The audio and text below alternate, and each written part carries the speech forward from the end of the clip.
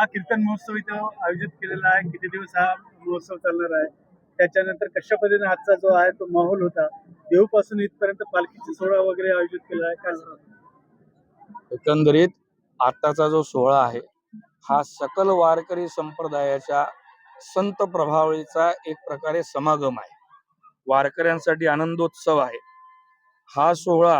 म्हणजे खऱ्या अर्थाने सकल वारकरी साहित्याचं एकत्रितपणे असणारं सुंदर असं आध्यात्मिक प्रदर्शन आहे. दिनांक 23 जानेवारी ते 31 जानेवारी या दरम्यान या सोहळ्याचं, या पवित्र अशा पारिवारिक संबंधाचं आयोजन करण्यात आलेलं आहे. आणि मुळात भंडारा डोंगराच्या पायथ्याशी अशा परमपवित्र ठिकाणी इथे सगळे वारकरी एकत्रित होतात आहे. मला तरी असं वाटतं की ज्याला आपण बीजेचा सोहळा म्हणतो ना, तो बीजेचा सोहळा खऱ्या अर्थाने इथे साजरा होत आहे.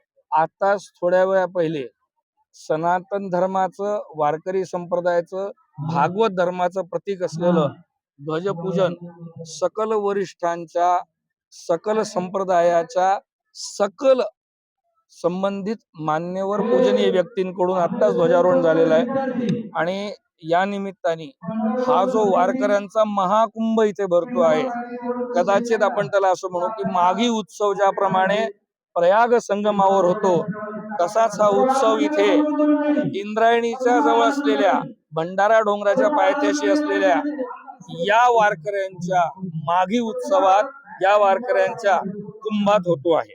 काय सांगा, कशा पद्धतीने जे आहे ते नियोजन केलेलं आहे? अर्थात या नियोजनामध्ये जे कोणी सम्मिलित आहे त्यांचा आतापर्यंतचा अनुभव पाहता त्यांच्यावर प्रत्यक्ष सकल संतांची कृपा असल्यामुळे आमचे छोटे कदम माऊली असतील किंवा बाळासाहेब असतील, हरिभक्तपरायण माणिक महाराज असतील, त्यामुळे या आयोजनाचं, नाना महाराज असतील, या आयोजनाचं उत्तमत्व हे प्रत्यक्ष वाखाणण्याजोगतच राहील. देवगावमध्ये मोठ्या प्रमाणात साजरा केला. तसाच जगद्गुरू तुकाराम महाराजांची जी तपोवनी आहेत, भंडारा डोंगर, या प्रमाणात सुद्धा मोठ्या प्रमाणात विचार झाला. तसे सगळे संत मंडळी वसंत पंचमी जगद्गुरू तुकारामांचा जन्माचा दिवस आणि बोधाचा दिवस म्हणजे मार्गशीर्ष दशमी असा हा कुंभमेळा भव्य आणि दिव्य मोठ्या प्रमाणात सोहळा झालेला आहे.